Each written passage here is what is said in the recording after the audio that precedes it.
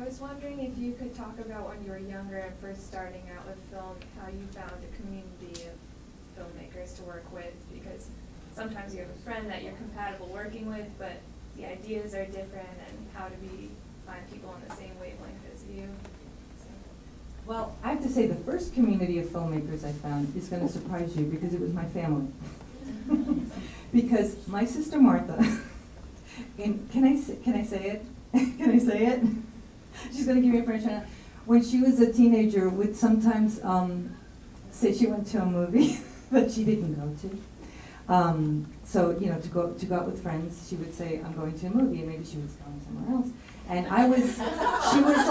she was a teen, I know, I'm going to sort of say this quick. She was a teen, I know Dad's, she was a teen, but this was a while ago. She was a teen, and I was like a baby, you know, I was like, so I was like 4 or 5 years old, and I was dragged along to dates and things because I had to, because I was supposed to accompany her, and she said she was going to the movies, and so what happened is she wasn't really going to the movies, and she would make up a great story that didn't exist. She's a wonderful storyteller, and so she would tell these stories of these movies that didn't exist, and she convinced me I had seen it, you know? And I loved the movies that she talked about.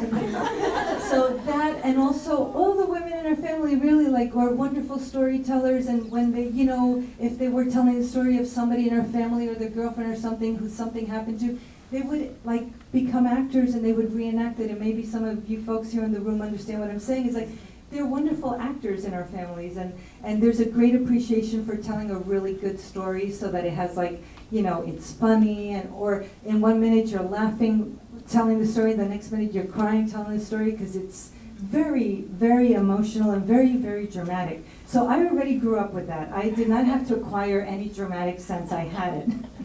Also the fact that you and Tina, when you babysit for me, told me that I did fall to the ground like Anna Magnani in Urban City. Like every time my mother went on a date with my father and they babysat for me, I would hurl myself to the ground and not let my mother leave. I'd be like, Churrasco! I'd be like Anna Magnani on the ground. So I was like that. So that was my early, and my brother also who loved film, and my father who loves movies and loved movies, and we would watch movies that were another thing about cinema being not even about language but about pictures, because my parents watched movies from different countries, from languages they didn't even understand, without subtitles, and they knew what was happening. Or they'd watch American Hollywood films, and if they didn't ask me to translate them, which sometimes I had to translate them, they would understand what was going on, because film is so cinematic, it's so picture, it's so visual. So it was really exciting, I think, to me as a kid, to know that this was later I found out it's called an art form, but I didn't even know, it's just like a thing, it's these stories that everybody would get excited about. So then I became interested in doing them. And the community I found after my family, and pretending to make movies with my brother as well, as I got older and I realized, I think I might want to try to do this for a living.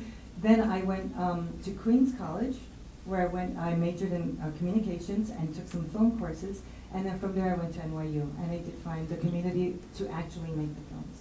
And I worked with many of my fellow students on my first